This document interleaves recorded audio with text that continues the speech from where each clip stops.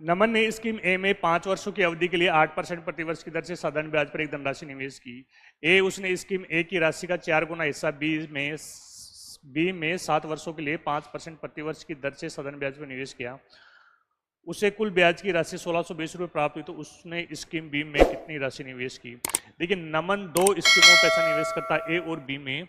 ए में निवेश कर रहा है 5 वर्षों के लिए 8% की दर में, और बी में निवेश कर रहा है इसका 4 गुना, स्कीम ए का 4 गुना 7 वर्षों के लिए 5% की दर से। इस प्रकार उसे टोटल ब्याज के रूप में 1620 रुपये प्राप्त हो रहा है। यहां दो स्कीमों में पैसा निवेश हो रहा है, ए और बी में।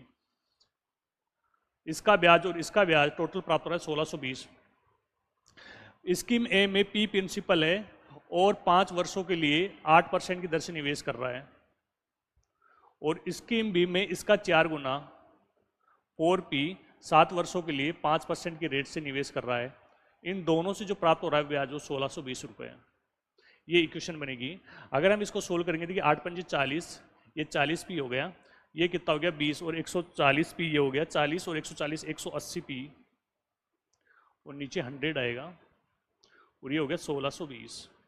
यहाँ 10 से 10 कैंसिल करेंगे, ये इधर मल्टीप्लाई हो जाएगा, तो पी का मान कितना निकल के आएगा 16,000, ये 200 हो गया, इसमें 18 का भाग देंगे, 18 का भाग देंगे तो 18 नाम का 162, पी का मान 900 निकल के आ गया। लेकिन स्कीम बी में 4P कर रहा है, पी का मान 900 है, तो 4 × 900 कितना हो जाएगा बी में। ये बी की राशि है, 3600 रुपये निवेश करेगा वो बी में। कौन से ऑप्शन में, D option the is the right answer होगा इसका। एक और क्वेश्चन देखिए, मुकेश ने 2 वर्षों के लिए 15% प्रतिवर्ष साधारण ब्याज की दर से 10,000 रुपये का ऋण लिया, लेकिन मुकेश तय सीमा पर इसे चुका नहीं सका और उसने 2 और वर्षों का समय मांगा। इसलिए ऋणदाता ने उसी ब्याज दर पर अगले 2 वर्षों के लिए मूलधन के रूप में अवधि के लिए ब्याज की राशि को शामिल किया। 4 वर्षों के अंत में मुकेश द्वारा भुगतान की गई कुल राशि बताइए।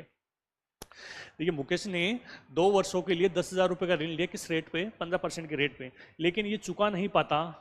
जब चुका नहीं पाता तो इसने ऋणदाता ने 2 साल का और टाइम दिया, लेकिन उसने ब्याज को मूलधन में जोड़ दिया और फिर उस पर ब्याज ले रहा है। तो अगर ये 2 साल का ब्याज होगा तो कितना होगा, 10,000 रुपये पे 2 साल का 15% की रेट से कितना ब्याज हो गया। ब्याज निकालते PRT/100, 20 से 20 कैंसिल, ये कितना ब्याज होगा 3,000।